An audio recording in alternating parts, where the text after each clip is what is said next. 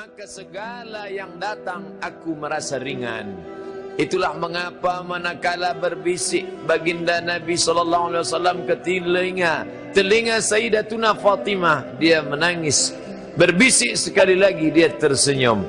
Mengapa tadi engkau aku lihat menangis dan kemudian tersenyum wahai Fatimah? Tanya Sayyidatuna Aisyah radhiyallahu anha. Fatimah menjawab, aku menangis karena Rasul sallallahu alaihi wasallam mengatakan inilah sakit terakhirnya dan dia akan meninggal dunia. Lalu mengapa engkau tersenyum? Karena dia berkata, akulah ahli bait yang pertama yang akan menyusulnya selepas kematiannya. Betapa tangisan dan senyuman datang silih berganti, tapi kedua-duanya adalah tanda kebahagiaan. Andai mati malam ini, marahkah kita dengan Allah? Tidak, kerana Nabi SAW mengajarkan doa. Apa kata Nabi? Allahumma ja'alil hayata ziyadatan li fi kulli khair. Andai kau matikan aku, andai kau hidupkan aku, tak ada bezanya. Dua-duanya membuat aku bahagia. Allahumma ja'alil hayata ziyadatan li fi kulli khair. Kalau kau takdirkan aku hidup sampai esok hari, maka amal solehku bertambah. Andai Abdul Somad hidup besok pagi, amal solehku akan bertambah. Aku akan solat subuh, saya akan memberikan tazkirah, akan beramal saleh. Waj'alil mauta rahatan li min kulli syarr. Andai kau matikan aku malam ini, aku juga bahagia, maka berhentilah aku dari segala silap salah dan dosa. Senantiasa husnuzan kepada Allah, senantiasa merasa bahwa ini datang daripada Allah. Alladzina idza asabathum musibah, ketika musibah itu datang kepada mereka, mereka berkata ini anakku, ini rumahku, ini hartaku.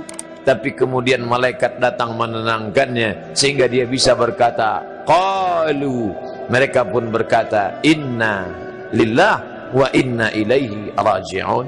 Inna, jangankan rumah kami yang jauh, jangankan anak kami yang berjalan, inna, diri kami ini pun bukan punya kami. Inna lillah, ini pun punya Allah. Wa inna ilaihi raji'un, akan kembali juga ke sana. Apa yang disedihkan, apa yang dimarahkan, apa yang dirisaukan. Kalau keyakinan kuat, hilanglah risau. Kalau keyakinan kuat, hilanglah marah. Kalau keyakinan kuat, hilanglah susah. Maka kuatkan keyakinan dengan ibadah-ibadah. Apa yang membuat kita sampai malam ini tetap sholat isya berjamaah? Ingin menguatkan keyakinan, buah dari keyakinan yang kuat, maka datang kebahagiaan. Hati itu satu, di dalamnya susah, di dalamnya risau, di dalamnya gundah, di dalamnya marah, di dalamnya susah. Maka ketika iman keyakinan datang, maka hilanglah dia. Maka sentiasa setan tak dapat masuk ke dalam hati yang diterangi cahaya Allah. Ittaqu firasatal mu'min, takutlah kamu firasat hati orang beriman. Innahu yanzuru binurillah, dia memandang dengan pandangan Allah subhanahu wa ta'ala. Imam Al-Ghazali setelah 11 tahun berkhalwat, bersunyi khulwah, tak ada yang lain, khulwah, merasakan kebersamaan berdua saja dengan Allah. Lalu saat itu orang pun bertanya, apa ma'rifah itu wahai Al-Ghazali? Apa ma'rifah itu? Apakah ma'rifah itu bisa berjalan di atas air? Apakah ma'rifah itu boleh terbang di atas awan? Apakah ma'rifah itu menunjuk batang pisang menjadi emas? Apa kata Al-Ghazali? Nurun, cahaya, yaqzifullahu fi qalbi 'abdi, yang ditembakkan, yang dipancarkan ke dalam hati seorang hamba. Itu yang selalu kita minta dalam tahajud. Allahumma ja'al fi qalbi nura, wa fi sam'i nura, wa fi basari nura, wa an yamini nura, wa an yasari nura, wa min amami nura, wa min khalfi nura, wa min fawqi nura, wa min tahti nura, waj'al li nura. Sehingga dengan cahaya itu datang ketenangan ke dalam hati, ridha aku terhadap segala takdir keputusanmu ya Allah. Yang susah datang tetap tersenyum, yang senang datang tak angkuh dan sombong. Sebaliknya, orang-orang yang tak mengenal Allah, ketika datang kehormatan, harta benda, kekuasaan, apa kata dia?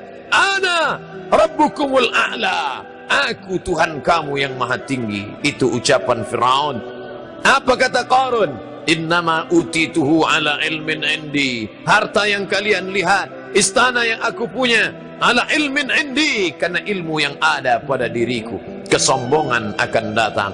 Sebaliknya orang-orang yang beriman, andai susah datang, dia berkata, liyabluwani, ini menguji aku. Andai kesenangan datang, yang keluar dari mulutnya berkata seperti ucapan Sulaiman alaihissalam, hadza min fadli rabbi, ini belum ada apa-apanya. Min hadza min fadli rabbi, ini hanya sebagian kecil dari karunia nikmat Rabbi, Rabb Allah. Liyabluwani, untuk menguji aku. Ashkur, apakah aku bersyukur? Am akfur, apakah aku menjadi kufur? Maka sentiasa bersama dengan Allah dalam zikir-zikir kita. Apakah Ustaz Abdul Somad yang ceramah itu sudah bahagia? Belum.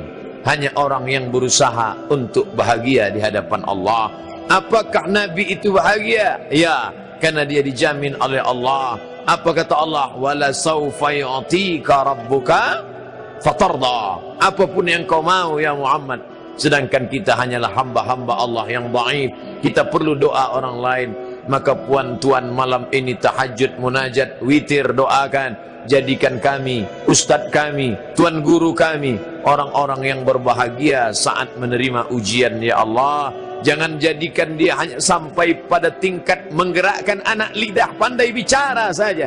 Doa itu dikabulkan Allah. Allah kirimkan malaikat. Apa kata malaikat? Amin. Kabulkan doa orang ini. Walaka mithluh. Kau dapat yang sama dengan doa yang sudah kau panjatkan. Maka tak boleh mendoakan yang buruk. Mintakan kepada Allah yang baik. Amin. Kabulkan doa orang ini untuk saudaranya. Walaka mithluh. Kau dapat yang sama seperti yang kau doakan untuk saudaramu.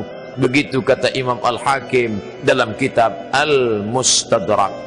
Muslimin muslimat yang dimuliakan Allah Subhanahu wa taala, pujian tak membuat engkau melambung tinggi, hinaan tak membuat engkau bermuram durja dan bermuram muka. Kenapa?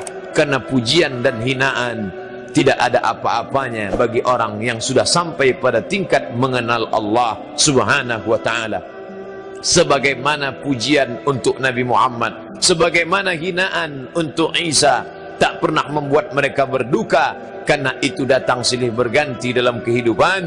Apapun namanya, siapapun orangnya, dimanapun dia tinggal, negara apa yang dia huni, maka susah senang silih berganti. Pasangan bahagia adalah kesusahan, pasangan kelapangan adalah kesempitan, pasangan kebahagiaan adalah penderitaan. Menderitakah Muhammad sallallahu alaihi wasallam saat giginya patah, pelipisnya berdarah, kakinya pecah? Datang malakul jibal, ya Muhammad, tunjukkan mana bukit yang paling besar, akan aku cabut, kutimpakan kepada penduduk Taif, rata mereka dengan tanah. Apa kata Nabi menjawab? Asallah an yukhrij min aslabihim man ya'budullah wala yusyrika bihi syai'a. Semoga Allah mengeluarkan dari tulang sulbi mereka, anak cucu mereka, orang-orang yang tidak akan mempersekutukan Allah tapi mentauhidkan Allah. Apa maknanya? Di saat gigi patah, pelipis berdarah, kaki pecah, itu pun tetap juga terselip doa dalam hatinya. Artinya dia bahagia menerima ketetapan Allah Subhanahu wa taala. Tapi saya selepas menyampaikan tajuk bahagia ini, saya pula lah yang paling cemas dan takut. Kerana biasanya apa yang disampaikan itu ujian segera tiba datang.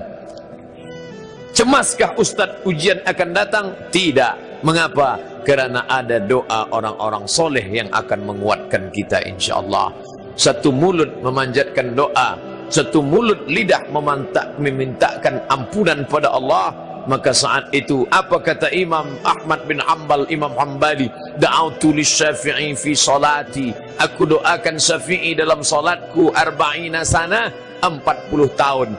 Begitulah persahabatan antara Ahmad bin Hanbal meninggal tahun 241 di Baghdad, Irak, dengan Syafi'i meninggal tahun 204 di Kahirah, Mesir. Jarak mereka jauh, Asia Afrika, tapi doa tak pernah putus. 40 tahun ku doakan Syafi'i. Saya tak minta puan tuan mendoakan saya 40 tahun. 4 kali jadilah. Subuh esok diawali Isya, Zuhur dan Asar. Andai lebih baik. Doa kami banyak Ustaz. Kami kan doakan anak kami, suami kami, istri kami, negeri kami, usaha kami. Banyak yang kami doakan. Selipkan saja satu doa. Matikan Ustaz kami, Ustaz Somad, dalam husnul khatimah. Tapi jangan sekarang. Agak tambah masa sikit pun jadilah. Oh, Ustaz takut juga mati. Kita tak takut mati, tapi mati tak boleh dicari. Andai dia datang, kita siap bila-bila masa sahaja. Kenapa? Karena orang beriman siap. Wala tamutunna, jangan kau mati illa wa antum muslimun, melainkan dalam keadaan muslim. Satu hari berapa kali kita akui wa ana muslimin, wa ana minal muslimin, hanifan, condong kepada kebenaran, musliman, aku muslim, wa ma ana minal musyrikin, aku tak termasuk orang yang mempersekutukan engkau ya Allah. Puncak daripada tauhid adalah la mahbuba bihaqqin illallah. Tidak ada yang benar-benar sebenar dicinta melainkan Allah Subhanahu wa taala. Kalau merasa bahagia kerana harta, lama-lama harta binasa, bahagia pun hilang. Kalau bahagia kerana anak, anak meninggal dunia, anak berubah menjadi penderhaka, kita tak lagi bahagia. Saya bahagia kerana istri, istri meninggal dunia, kita dalam sengsara. Berbahagialah kerana Allah. Apapun yang datang kita tetap bahagia. Datang senang kita bahagia, datang susah kita bersabar. Yang senang dapat pahala. La in syakartum, kalau kau syukuri yang senang itu, la azidannakum, ku tambah berlipat ganda. Bagaimana kalau yang datang itu tak menyenangkan hati, kau sabar dengan itu, balasannya lebih hebat lagi.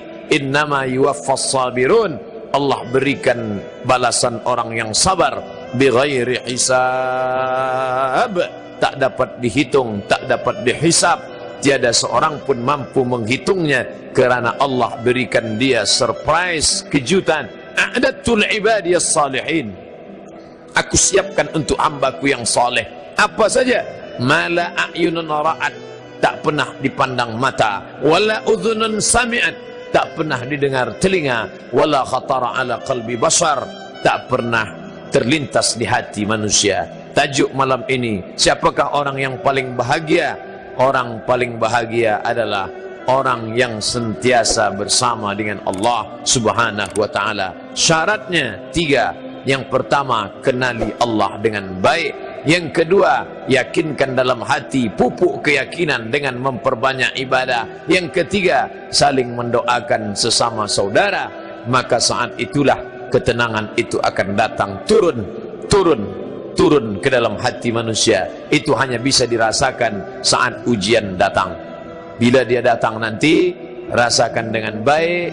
Ketika datang ketenangan, maka sesungguhnya kaji kita malam ini sudah berbuah. Andai belum, tetap disiram, tetap dipupuk sampai dia berbuah. Matilah hendaknya kita dalam keadaan